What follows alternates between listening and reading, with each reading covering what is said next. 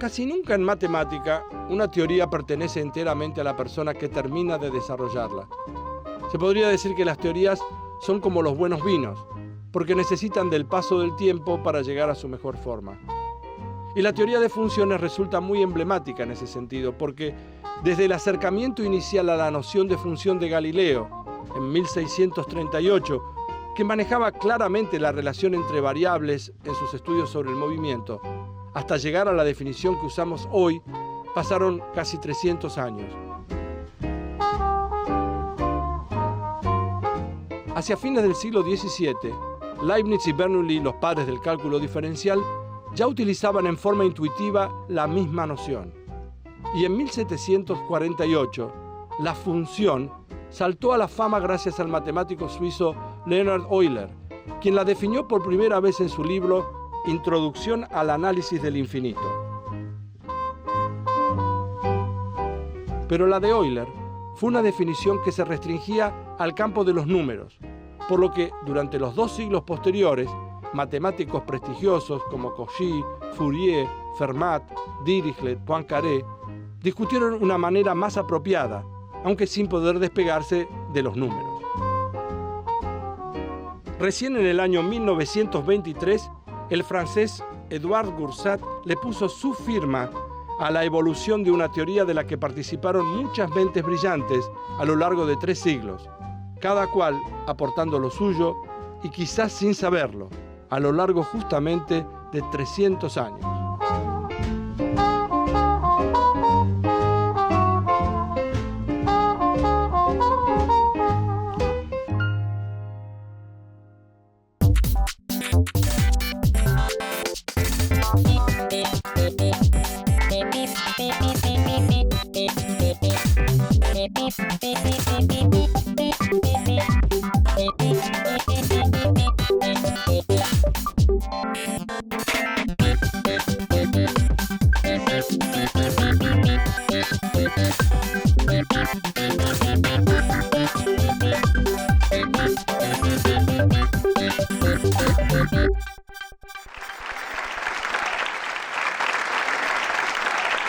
¿Cómo están?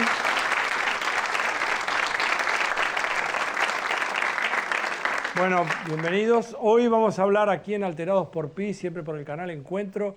Vamos a hablar de funciones. Funciones, ¿qué son las funciones? Uno hace muchas cosas en la vida, por ejemplo, en función del dinero que tiene, o del tiempo que tiene para llegar a un cierto lugar.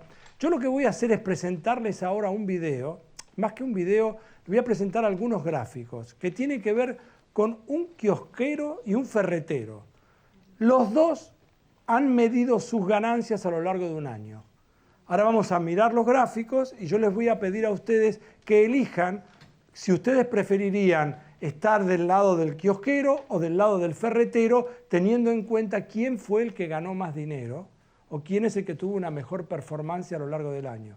Entonces ahora vamos a ver un video.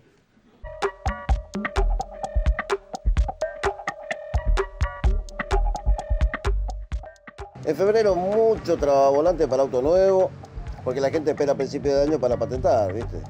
En marzo mucha instalación eléctrica quemada por las altas temperaturas, ventiladores de techo, aire acondicionado.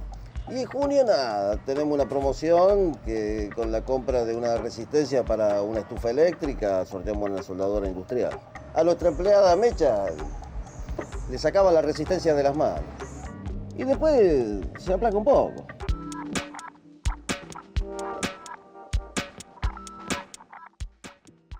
El know-how de nuestra compañía nos indica que producto del receso estival, el movimiento comercial se estabiliza en un piso. Pero por la venta de los derivados del cacao en invierno comienzan a notarse las alzas, que en septiembre se acentúa con la venta de los corazoncitos en el día de la primavera. Y en diciembre por las fiestas con el topón con sorpresa. En fin, terminamos el ejercicio, como se dice en economía, bien ahí. Ahora vieron al ferretero y al kiosquero. Ahora les vamos a mostrar cuáles fueron los gráficos que indican cómo les fue durante el año. A ver, el ferretero, ahí están abajo, indicados los meses, enero, febrero, marzo, abril, etcétera, etcétera, hasta llegar a diciembre. Fíjense, 1.000 pesos, empezó ganando en enero, subió un poco en febrero, llega a marzo y ven que las ganancias van subiendo, abril. Este es el gráfico que indica cómo le fue el ferretero a lo largo del año. Ahora vamos a ver cómo le fue al kiosquero. Ahí está cuánto fue ganando. En enero ganó 1.000, en febrero ganó 1.000, en marzo ganó 1.000, etcétera, hasta que sobre el final del año repunta y fíjense lo que sucede en octubre, noviembre y diciembre. Los dos terminaron ganando 2.000 pesos. ¿Está bien? En diciembre. Ahora yo lo que les voy a pedir es que ustedes me digan quién preferirían ser, el ferretero o el kiosquero. Cada uno miren los gráficos y díganme qué preferirían. ¿Ustedes tienen una paleta verde y de un lado y rojo del otro? A ver, ¿quiénes preferirían? ¿El verde o el rojo? O sea, en principio, por lo que veo acá, está bastante repartido. Hay rojos y verdes, un poco más de verdes me parece. Un poco más de verdes que sería equivalente al ferretero. Muy bien, ya los pueden bajar. Ahora, ¿por qué razón los que eligieron verde o azul han elegido al ferretero? Porque si bien si mira al lado del kiosquero, el kiosquero ha aumentado su ganancia sobre el final, fuertemente. Pero sin embargo el ferretero fue ganando más consistentemente esos 2.000 pesos. O sea, las ganancias entre el ferretero y el kiosquero, uno no debería ni dudar. Debería decir, yo quiero ser el ferretero porque la diferencia en las ganancias es lo que se va a ver ahora. ¿Ven? Ahí está la diferencia a favor del ferretero. Todo eso fue lo que ganó el ferretero con respecto al kiosquero.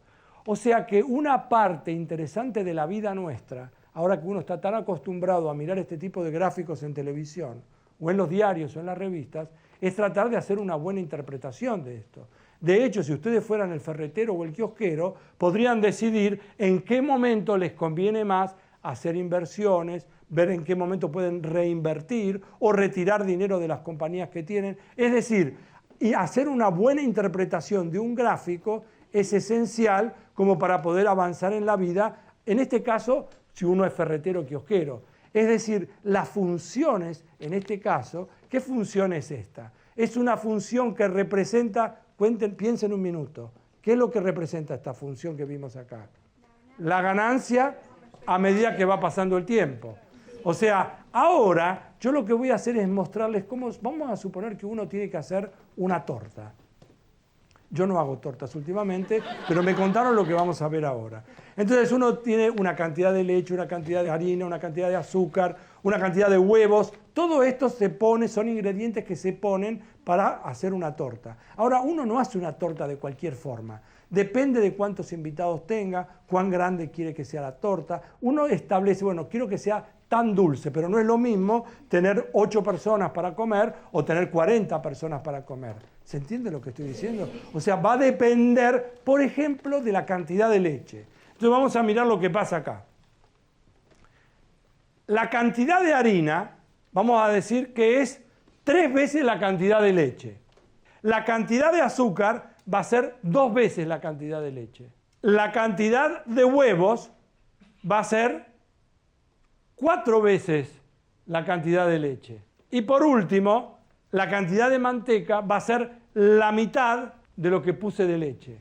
¿Se entiende que uno va a preparar la torta en función de qué? ¿Cómo va a elegir los ingredientes? Uno primero elige la leche y una vez elegida la leche, entonces ¿qué va a hacer? Elegida la leche va a determinar la cantidad de harina, la cantidad de azúcar, la cantidad de huevo y la cantidad de manteca. Uno puede hacer la torta como quiere, pero esto sería una manera de hacerla teniendo en cuenta cómo va a elegir los otros ingredientes en función de la leche. Ahora miremos qué pasa. Voy a llamar X a la leche y a la cantidad de harina. ¿Qué va a aparecer si X va a ser 3 veces X? ¿Sí o no? Los matemáticos nos ponen, para no tener que estar escribiendo harina, azúcar, huevo, manteca, leche, empezamos a poner nombres. Y es igual a 3 veces X. ¿Estamos? Ahora vamos a ponerle Z al azúcar. Entonces, si le pongo Z al azúcar, de ese lado, ¿qué va a quedar? 2 por X. Huevos, vamos a ponerle H. H va a ser 4X. Y ahora la cantidad de manteca va a ser ¿cuánto? Va a ser, vamos a poner M. M es X sobre 2. ¿Estamos de acuerdo? Ahora fíjense lo siguiente. ¿Qué es lo que nos enseña esto? Que si yo modifico, por ejemplo, si hubiera puesto una componente de leche, tendría 3 de harina, 2 de azúcar, 4 de huevos y la mitad de manteca. ¿Estamos? Pero si yo en lugar de tener, fíjense lo que pasa, si pongo 1 queda 3, 2, 4, 1 medio. Si pongo 2 queda 6, 4, 8, 1. ¿Estamos de acuerdo con esto? Es decir, que estas tablas, si pongo 3 en la X, en algún sentido lo que uno está haciendo con esta tabla está mostrando que si uno va a tener más gente a comer y quiere hacer una torta más grande, tiene que ir modificando proporcionalmente, modifica los ingredientes con los cuales hace la torta. Esto que para la mayoría de las mujeres que cocinan y también los hombres que cocinan es algo natural, es estar preparando entonces una torta o lo que fuere, uno cocina, hace una receta y utiliza esa receta en función de lo que está pasando, por ejemplo, con la cantidad de leche. De alguna manera, entonces, uno en la vida cotidiana, sin darse cuenta, está usando funciones. Lo que vamos a hacer ahora, entonces, es un breve recreo e inmediatamente después vamos a volver con este tema, que son las funciones aquí en Alterados por Pi. Ya volvemos.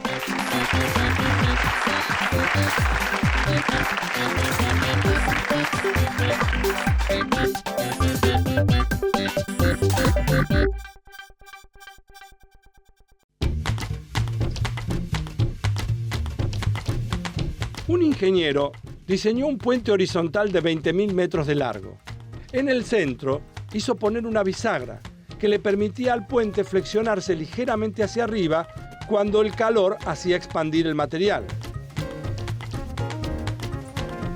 Es decir, el puente está compuesto por 2 segmentos rígidos de 10.000 metros cada uno. Si uno sabe que en el momento en que se registra la temperatura más alta del verano, cada sección se alarga medio metro. ¿En cuánto se va a elevar el punto medio del puente en ese momento de mayor calor?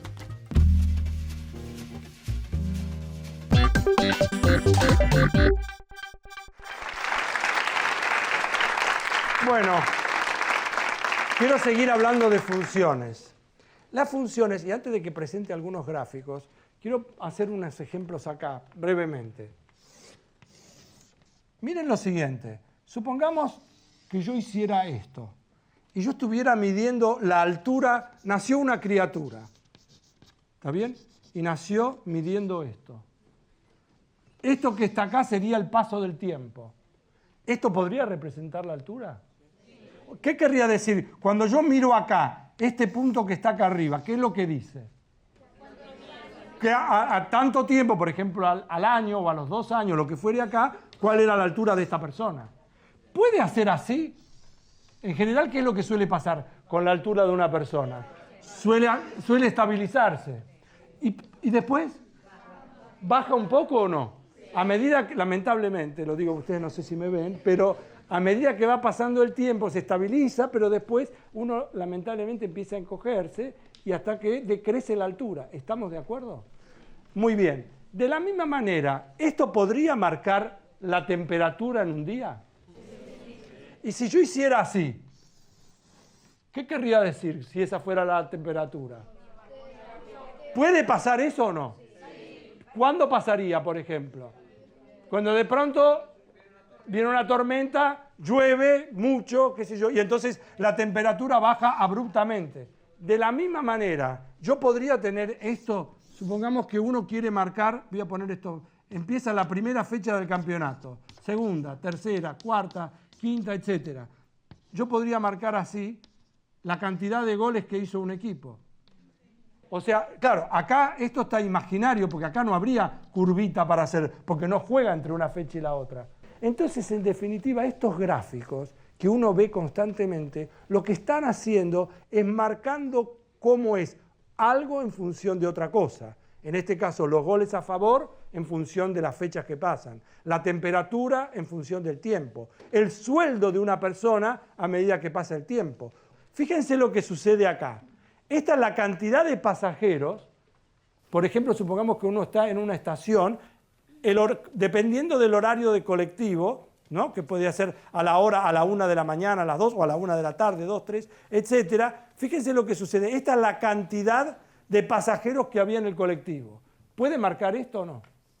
Este podría ser perfectamente, si uno quiere mirar para establecer la frecuencia de colectivos, cuando hay muchos pasajeros, quiere mandar más colectivos. O sea, esto podría ser entonces indicativo de lo que pasa a medida que va cambiando el horario del colectivo, entonces la cantidad de pasajeros que hay.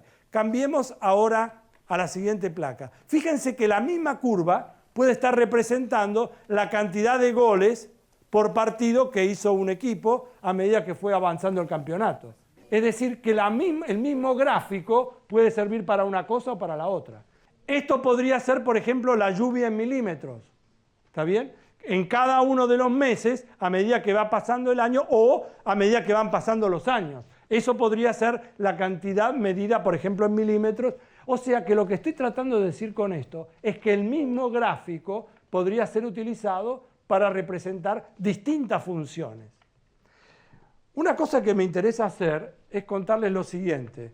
De la misma manera, supongamos que una persona va al médico porque tiene un problema cardíaco. En general los médicos, espero que ninguno de ustedes tenga la experiencia, pero en general, ¿qué es lo que hace un médico, un cardiólogo, cuando uno va acusando que tiene un problema cardíaco? Lo primero que hace un médico, ¿qué es? ¿Un electrocardiograma hace? Y el electrocardiograma, ¿qué es lo que hace? Le pone una cantidad de nodos acá que registra la actividad cardíaca. ¿Y qué es lo que se ve, por ejemplo? Entonces se ve algo que tiene que ver, a medida que va pasando el tiempo, yo nunca entendí lo que ven ellos. Dice, está perfecto. Y uno mira y uno no entiende qué es lo que está perfecto porque yo no hubiera sabido qué es imperfecto. Pero entonces uno mira y el tipo mira esto y de pronto está así es cuando uno muere. No, digamos, y va haciendo cosas de este tipo y le dice, no, está perfecto, quédese tranquilo. Esto lo que está midiendo este gráfico es la actividad cardíaca a medida que va pasando el tiempo. Por ejemplo, cuando una persona está sospechada de ser diabética, lo que se hace es tratar de averiguar cuál es la cantidad de azúcar que tiene en la sangre o de glucosa que tiene en la sangre, a medida que va pasando el tiempo. Bueno, entonces lo que se hace, por ejemplo, es esto. Uno mira la curva de tolerancia a la glucosa a medida que va pasando el tiempo. Uno recibe una inyección y después se empiezan a producir extracciones de sangre periódicamente para ver cómo uno procesa esa glucosa dentro del cuerpo. Eso es lo que le marca al médico que tiene una curva normal, la mide de acuerdo con esto. Por ejemplo, si está en la curva amarilla, eso significa que tiene una diabetes moderada, una curva roja, una diabetes severa. Esto es una manera de interpretar. El médico mira, tiene la curva normal y a partir de ese momento, de acuerdo con la curva que uno produjo, puede decidir si uno está diabético o no es diabético. ¿Se entiende eso? Busquemos ahora, supongamos, antes de pasar a la próxima placa, supongamos que una persona está con angina o que tiene un problema y el médico le da un antibiótico. Uno quiere mirar, fíjense, ustedes saben lo siguiente, ¿qué es lo que sucede en general cuando uno toma un antibiótico? El médico, ¿qué le dice? Tome el antibiótico, pero lo tiene que tomar cada 8 horas. ¿Sí? ¿Por qué dice cada 8 horas? Porque ¿qué es lo que va pasando con el antibiótico a medida que va pasando el tiempo? Se diluye o uno de alguna forma lo evacúa. O sea, el médico tiene que tener la garantía de que la cantidad de antibiótico que hay en el cuerpo permanezca por encima de un cierto nivel. ¿Estamos de acuerdo? Y por eso uno cada 8 horas o cada 6 horas va repitiendo la cantidad o la dosis de antibiótico. Entonces, por ejemplo, aparece esto. Fíjense, cuando uno, a medida que va pasando el tiempo, ni bien uno consume el antibiótico, sube. Y a medida que va pasando el tiempo, tiende a desaparecer en la concentración en la sangre. Y ahí es donde uno tiene que volver a tomar de nuevo. Una cosa más que quiero comentar antes de terminar es lo siguiente. Si ustedes, por ejemplo, encienden el televisor o escuchan la radio durante el día, la encienden a la mañana antes de salir. Uno en realidad cuando quiere saber la temperatura, ¿qué es lo que le importa? Le importa la temperatura en el momento, pero esencialmente ¿qué es lo que les importa? ¿Qué es lo que aparece en todos los canales? ¿La temperatura qué? La temperatura mínima y la temperatura máxima, ¿se entiende eso? O sea, uno sale de la casa a la mañana queriendo saber qué es lo que va a pasar a lo largo del día, cuál va a ser el momento de mayor frío, el momento de mayor calor. Entonces, si uno tuviera un gráfico así, y yo quiero que ustedes saquen la conclusión, supongamos que empieza el día, pasa esto y pasa esto. Esto que si esta midiera la temperatura en función del tiempo. Este punto que está acá, ¿qué sería? El máximo. Y este punto que está acá sería el mínimo. Y por último, quiero que ustedes saquen una conclusión. No la voy a sacar yo, quiero que la deduzcan ustedes. Miren lo que pasa si yo estuviera esta curva así. Si yo voy calculando en cada punto una recta tangente.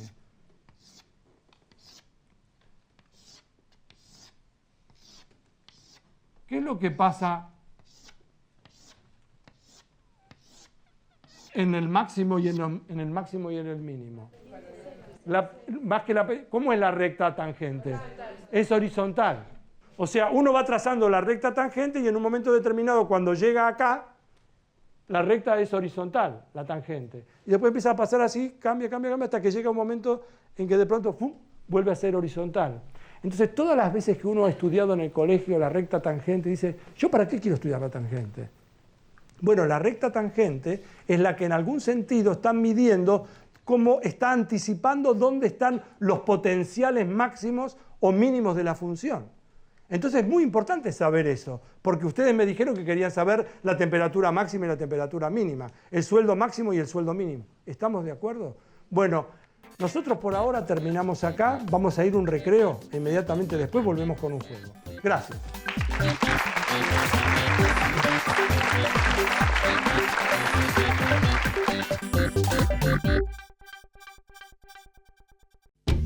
¿Pudo resolver cuánto se elevará el punto medio de un puente de 20.000 metros de largo que tiene una bisagra en el centro, justamente cuando el material necesite expandirse porque el calor así lo obliga y uno sabe que se expande medio metro?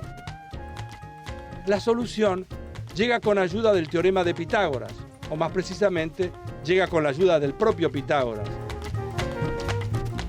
El puente se eleva aproximadamente 100 metros.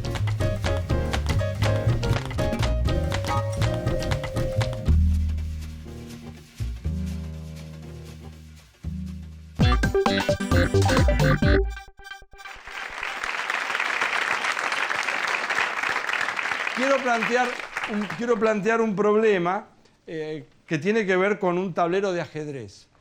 Fíjense lo siguiente, un tablero de ajedrez tiene 8 filas y 8 columnas. Es decir, hay en total, ¿cuántos cuadraditos?